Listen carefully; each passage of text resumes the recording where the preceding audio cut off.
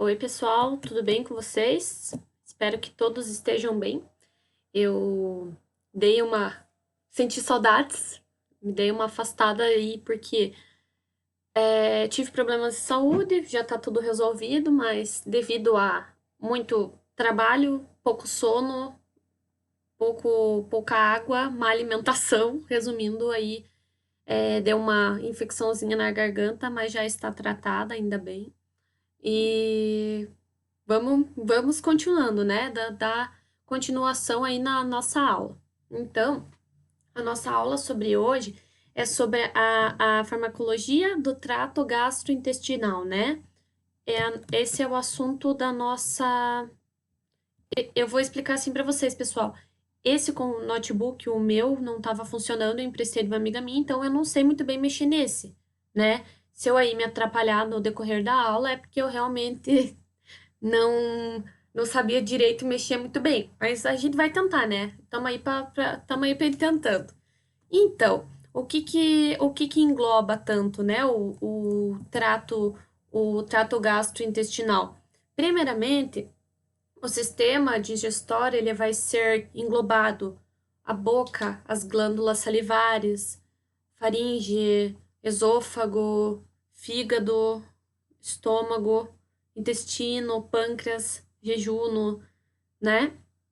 Tudo isso vai fazer parte do nosso sistema digestório, do trato gastrointestinal que a gente vai estudar hoje.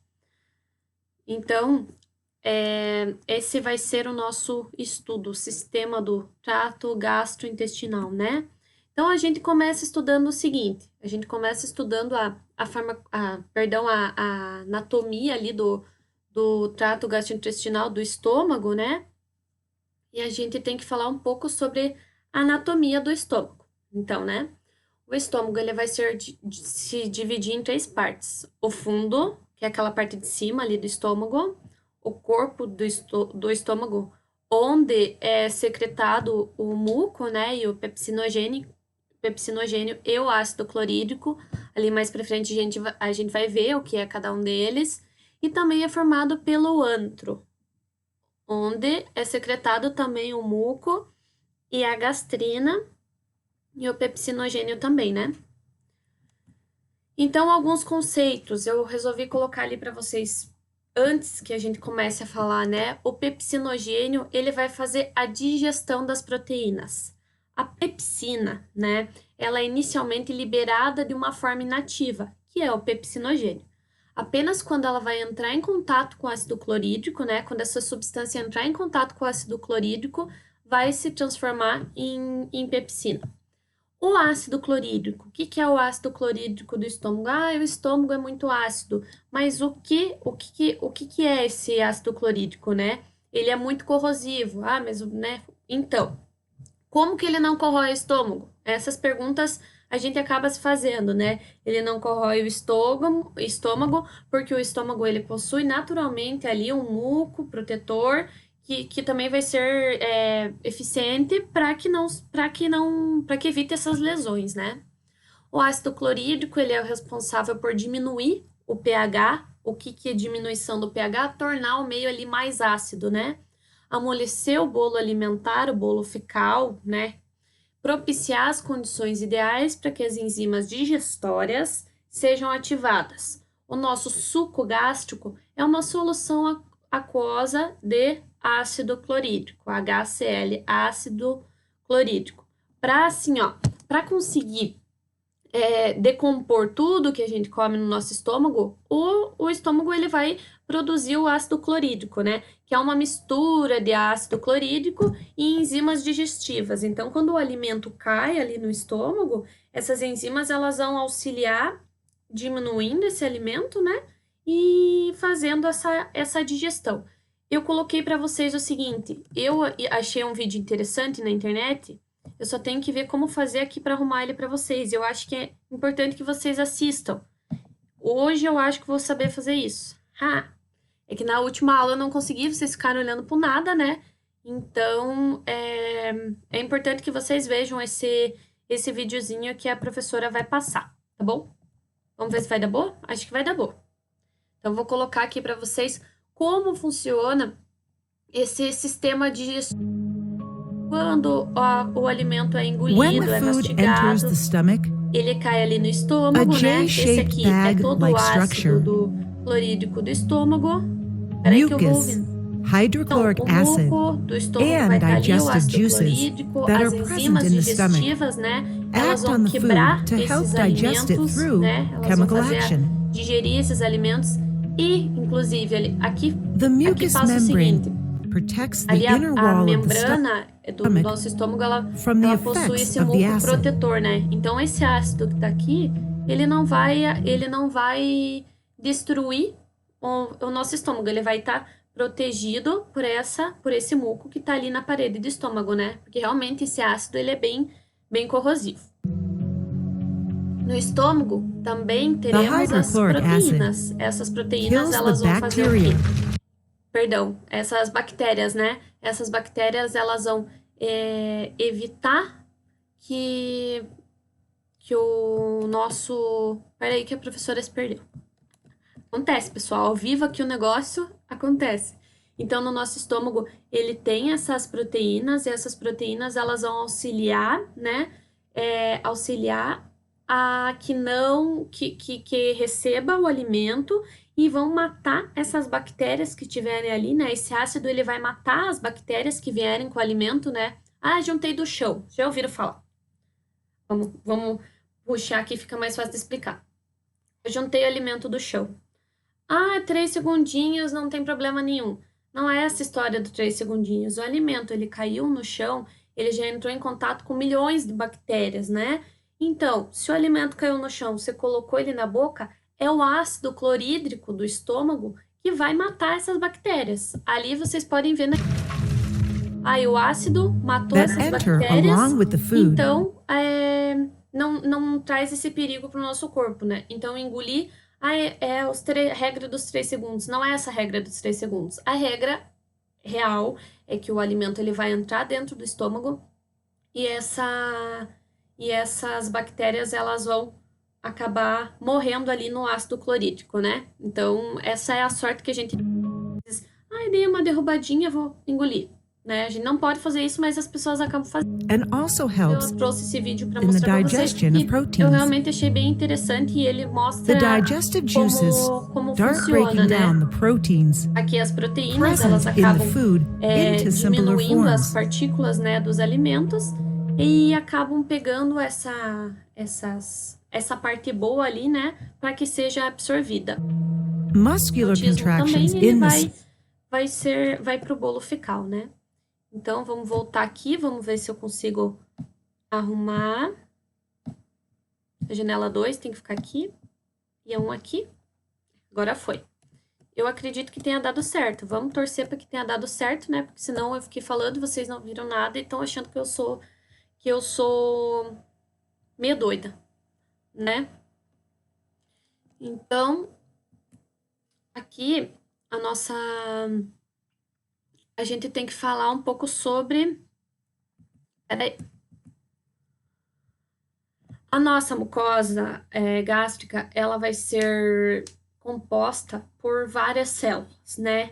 E entre elas ali, aqui essa imagem é bem interessante, que eu dei um zoom na mucosa gástrica, né? Nessa mucosa terão as glândulas oxínticas, as células superficiais, células parietais, que são essas células, né, que a gente vai estudar, terão células mucosas, endócrinas. Então, a gente vai estudar aqui, principalmente hoje, a gente vai dar um zoom aqui nas células parietais, né? A mucosa gástrica, ela vai ser composta por diversos tipos de células e entre elas a célula parietal. A célula parietal vai fazer o quê? Ela vai ser a célula produtora do ácido clorídrico. É importante que a gente saiba quem produz, né? Quem vai ser o produtor desse ácido do nosso estômago.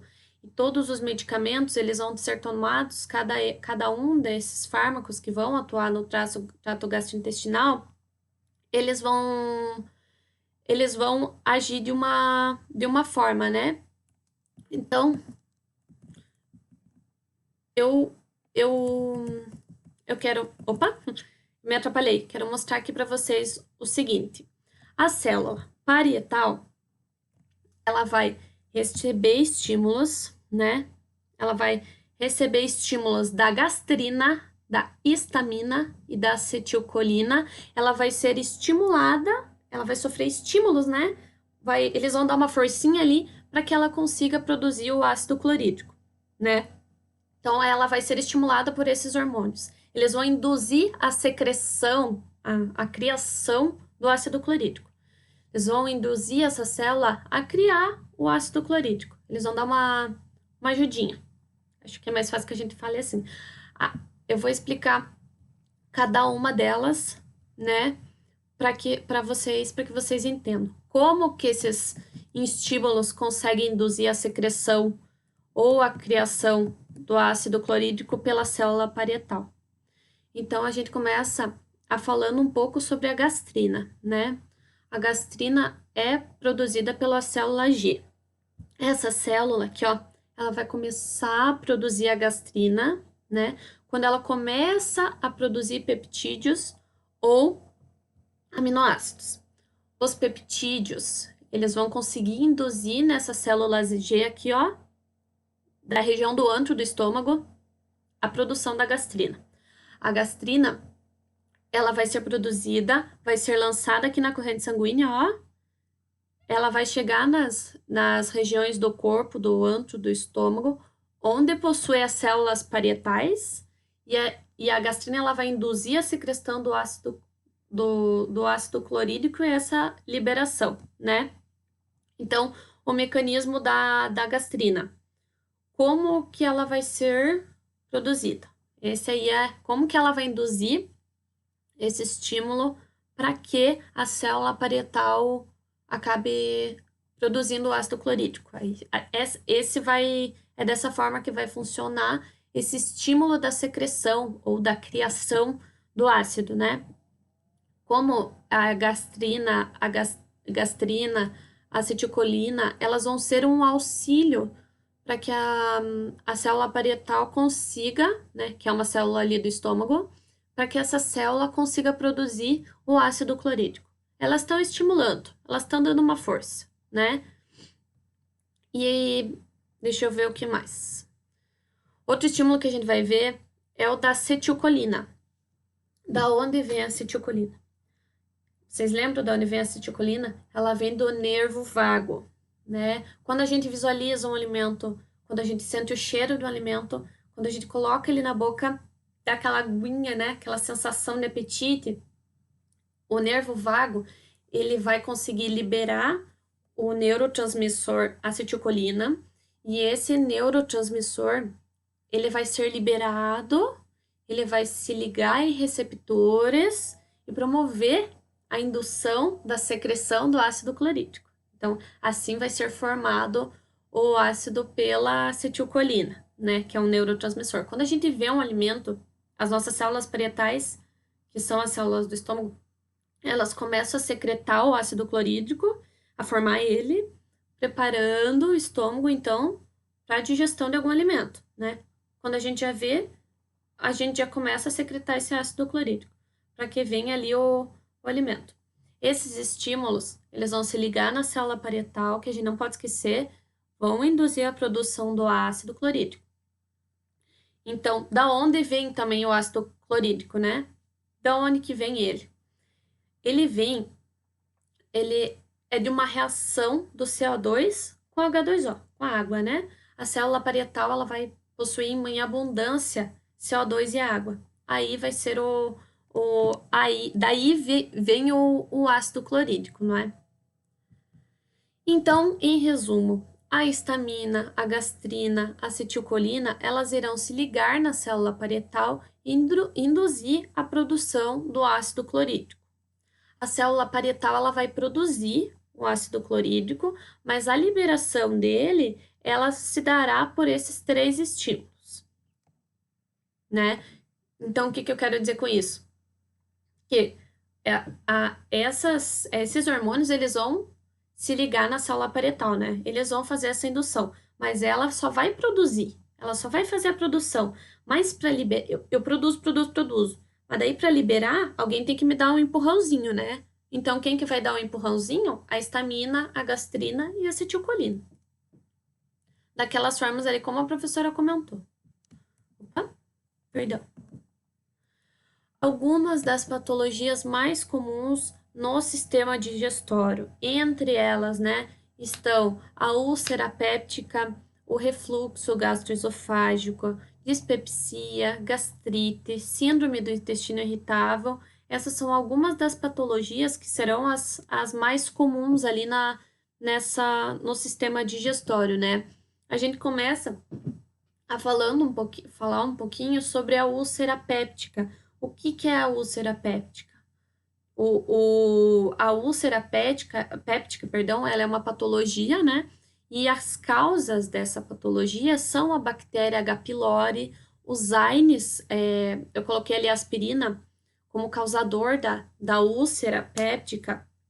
Então, o AINE ele vai diminuir a produção da prostaglandina. Lembra que a gente comentou?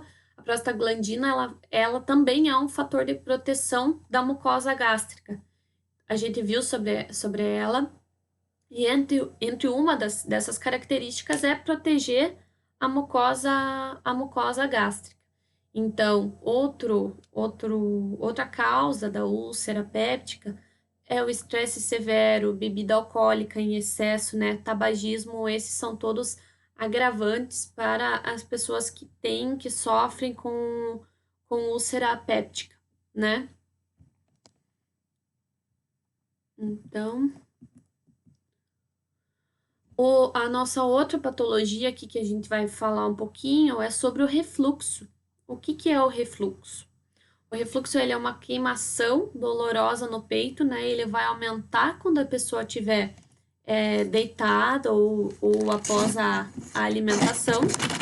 Ele vai ocorrer quando tiver uma produção exagerada do ácido clorídrico, então ele vai aumentar quando a pessoa está deitada ali, né? A pessoa vai sentir, às vezes, está deitado, você deita, você sente aquele refluxo, às vezes volta, né, até a garganta. Então, essa produção exagerada do ácido clorídrico vai ser quando o estômago ele estiver muito cheio, vai ser a passagem do conteúdo gástrico ali pro esôfago, né? Ele vai acontecer em casos onde o estômago ficou totalmente cheio.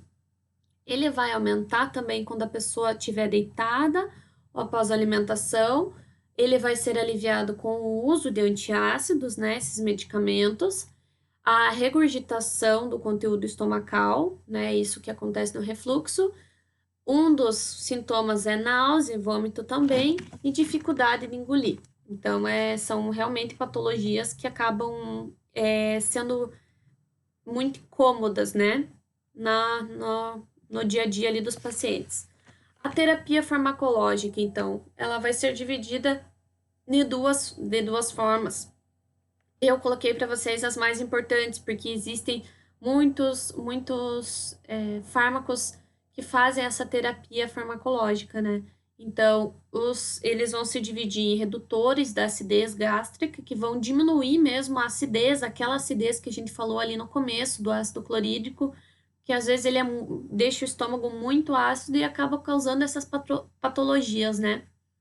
Eles vão reduzir a acidez gástrica ou eles serão protetores da mucosa gástrica. Então, muitas vezes, quando você vai lá no médico, você vai dizer, tô com gastrite e tal. O médico, ele vai te dar um protetor, né? Ele vai te dar um protetor da mucosa gástrica. Primeiro você tem que proteger e depois você reduz aquela acidez. Porque não adianta ele te dar só um medicamento, né? Só um protetor da mucosa gástrica e não te dar um redutor da acidez, né? Porque daí fica aquela acidez constante ali no estômago, acaba sendo pior ainda pro paciente.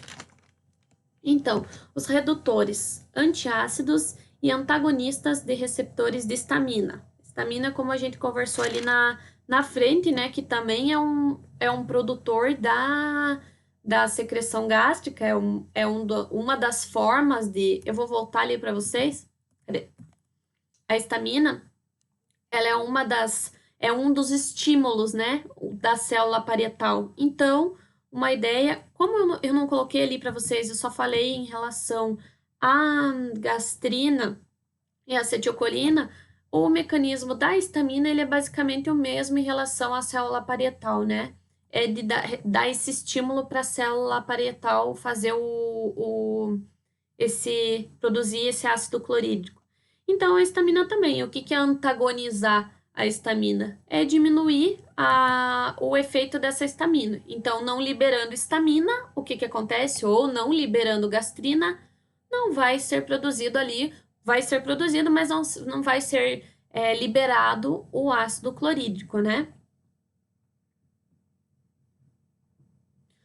Outro protetor da mucosa são os protetores da mucosa gástrica, como o sucralfato, os compostos de bismuto e os análogos de prostaglandina, né? Prostaglandina, o que ela faz?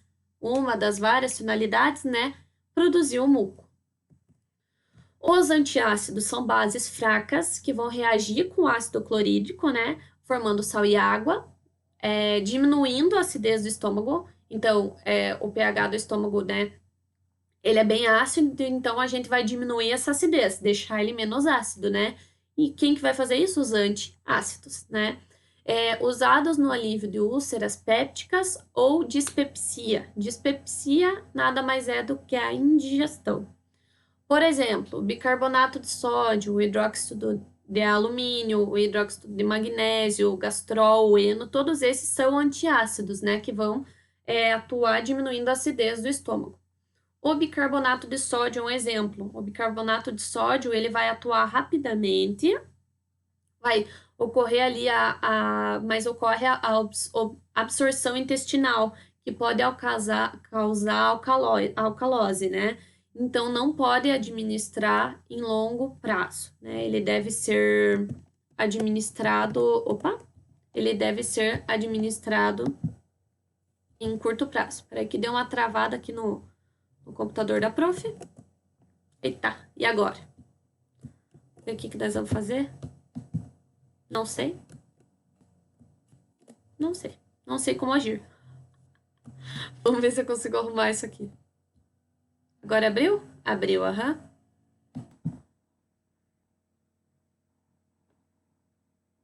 Então, voltou? Voltou. Opa, que beleza. Voltou ali o nosso slide. Vamos continuando aqui, né? Então, o bicarbonato de sódio, ele também pode causar risco em pacientes que forem hipertensos. Então, todos esses antiácidos, né? Eles serão indicados pelo médico, mas sempre com toda a cautela. E é importante que vocês também saibam esses efeitos. A gente acaba falando por cima muito, né? Porque se a gente realmente for se aprofundar em tudo isso, a gente vão aulas e aulas para falar de cada um desses temas que a gente tem falado. A professora tenta passar para vocês um pouquinho de cada coisa para que ao menos vocês tenham uma base de como que tudo isso acontece, né? Então, é importante que vocês, como profissionais, futuros profissionais da área de saúde, vocês também saibam riscos, né? Riscos que os antiácidos podem causar, ou riscos que os AINES podem causar, né? Nos indivíduos, ou se é administrado em longo prazo, né? Então, ou concomitante com outro medicamento. Então, é importante que vocês saibam, ao menos, aonde procurar, né? E eu sempre digo para vocês, é importante sempre olhar na bula. Nos últimos trabalhos que vocês me entregaram, ai, professora, mas como é que faz? Qual o benzodiazepínico? Qual inibe o efeito? Gente, a bula é a nossa melhor amiga. Todas as dúvidas com estabilidade do medicamento, com tempo de meia-vida do medicamento, com interação medicamentosa, sempre vai estar na bula, porque o fabricante, ele vai tirar essa dúvida que a gente tem. Então, é importante que vocês olhem, leiam a bula, né, quando sentirem dúvida, e que vocês saibam onde procurar. Isso eu aprendi na faculdade. A gente não precisa saber tudo e a gente nem vai saber tudo, mas a gente sabendo onde procurar já é meio caminho andado. Isso aí ajuda bastante, né? Indicações dos antiácidos: dispepsia, alívio sintomático da úlcera péptica, né? Não é tratamento ali, mas ele vai, não trata a úlcera péptica, mas ele vai aliviar os sintomas, né? Os antagonistas de receptor de histamina, né? Qual que é o mecanismo de ação? Bloquear aquele receptor de histamina. Ele vai inibir, como eu comentei com vocês, ele vai inibir um dos estímulos da produção do ácido clorídrico. Quais que são os estímulos da produção do ácido clorídrico? Eles estão lá, vamos voltar. Um dos estímulos são histamina, gastrina e acetilcolina. O que ele vai fazer? Esse antagonista de receptor, ele vai bloquear esse receptor. Então, bloqueando esse receptor, ele vai inibir esse estímulo, não vai ser produzido o ácido clorídrico. Os principais, né, antagonistas de receptores de histamina é a cimetidina, a ranitidina, a famotidina. A cimetidina, ele é um pouco mais antigo, né? Ali na UPA 24 horas, eles têm padronizado a cimetidina e a ranitidina. Ali no hospital, a gente tem padronizado apenas a cimetidina. A diferença delas, né, o que dá a diferença ali são os custos, né? E que de uma para outra, o que acaba diferenciando é que uma delas, né, a ranitidina, ela não vai ter tantos efeitos colaterais quanto os que a cimetidina apresenta. Mas as duas são bem utilizadas e são utilizadas bastante hoje em dia. E ali em relação ao mecanismo de ação, ele vai inibir 60% a 70% da produção do ácido. Então, ele vai fazer uma grande inibição, né? Os protetores da mucosa gástrica, porque ele vai diminuir, né? Ele vai cortar ali o ácido, diminuir a produção do ácido. E o protetor da mucosa, ele vai proteger a mucosa do ácido. Então, é interessante que sejam associados. O sucralfato, ele vai fazer uma pasta viscosa que vai se ligar às úlceras, né? Como se ele fizesse mesmo um curativinho ali na parede do meu estômago, né? Ele serve como um curativinho, entre aspas. Ele precisa do ambiente ácido para sua ativação e os antiácidos eles vão reduzir, né, a eficácia do sucralfato, já que precisa do ambiente ácido para sua ativação. Os análogos de prostaglandina, né? Quem são esses análogos de prostaglandina? O misoprostol é um exemplo desses protetores de mucosa gástrica. Ele vai inibir a secreção da ácida gástrica através de uma ação direta sobre a célula parietal. Então, o misoprostol ele já vai agir diretamente na célula do estômago, a célula que a gente estudou ali para trás. Ele vai aumentar a secreção do muco protetor, daquele muco que protege ali o estômago que a gente viu no vídeo, e de bicarbonato, né? Da água ali e sal. E ele vai ser utilizado na prevenção da lesão gástrica que ocorre com o uso crônico de AINES, né? Que a gente falou ali. Então, ele vai agir como prevenindo que ocorra aquela lesão ali com os AINES. Ele vai ser o misoprostol, ele é um medicamento bem controlado, ele faz parte da portaria 344 de 98. Ele é de uso restrito hospitalar porque ele aumenta a contração uterina, né? Então, ele foi definido como de uso restrito hospitalar, é de muito cuidado, é um medicamento de muito cuidado, porque ele causa aborto, né? Quando ele é colocado ali, ele vai causar essa contração uterina, causando o aborto. Então, ele é um medicamento bem controlado e que também atua como inibidor, além, né, de causar essa contração, ele vai atuar inibindo a secreção ácida gástrica. Então, a gente fala um pouquinho ali, falamos sobre a úlcera péptica. Uma das causas da úlcera péptica é a H. pylori. Eu acredito que vocês já tenham ouvido falar da H. pylori. A principal característica é uma bactéria, né? A principal característica é que ela causa úlcera porque ela fica destruindo a mucosa protetora. Então, o tratamento com essa bactéria, claro, feito, né, com o uso de antibiótico, inibidor da secreção ali, é um antiácido, né, que inibe a secreção, como eu falei para vocês, que eles vão ser associados, e um protetor que faz o curativo da mucosa. Então, esse será o tratamento para essa bactéria aí que acaba destruindo essa mucosa que protege o nosso estômago, né? Então, ela é uma bactéria bem sacana, né? A gente tem ali o nosso mucoprotetor, ela vai acabar destruindo ele.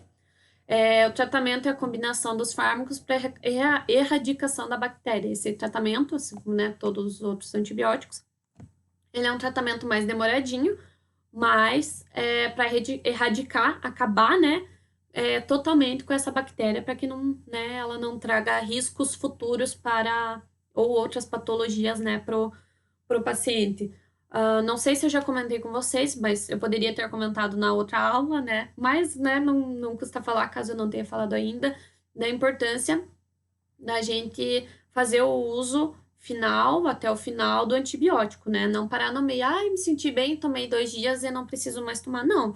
Quando o teu tratamento ali é de 5 dias, você vai fazer o uso certinho daquele antibiótico, porque senão você vai acabar matando as bactérias mais fracas ali, as mais fortes vão sobreviver. Então, é de muita importância que esse tratamento, tanto para essa patologia, né, para acabar com a bactéria H. pylori, quanto para outras patologias, o tratamento ele seja seguido bem certinho, da forma bem correta, né?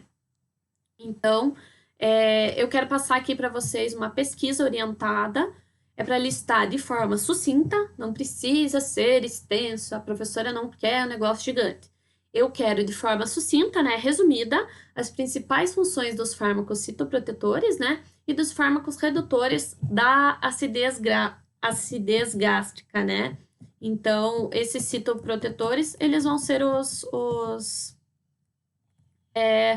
fármacos protetores da mucosa gástrica. Peso de 20 pontos, enviar no e-mail da professora até a próxima aula. A nossa próxima aula, deixa eu ver aqui, eu acredito que seja... Hoje é dia 8 que vocês estão assistindo essa aula, 8 de junho. A nossa próxima aula será no dia 18 de junho, aí para frente. Então, vocês terão bastante tempo para fazer essa pesquisa orientada, bem sucinta, bem simples, né? Enviar no e-mail da professora até essa nossa próxima aula. Quem não conseguir enviar no e-mail, pode enviar no WhatsApp também. Como vocês terão bastante tempo para estudar, né? Que a nossa próxima aula é 18 de junho, eu acredito que vai ser tranquilo para todo mundo fazer. Eu vou passar para vocês as explicações em relação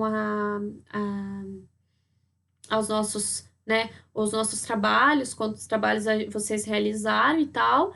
E ao longo dos dias aí eu estarei fechando as notas, né? Caso algum aluno tenha deixado de me entregar alguma coisa, eu vou questionar e eu vou avisar todos vocês. Então, não precisam se preocupar e se desesperar e professora, será que eu entreguei? Você recebeu o meu?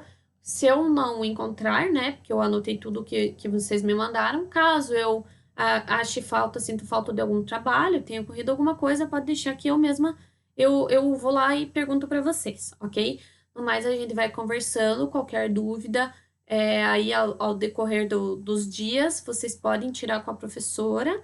E eu desejo bons estudos a todos, né? E a gente vai conversando, tá bom? Muito obrigada, até mais!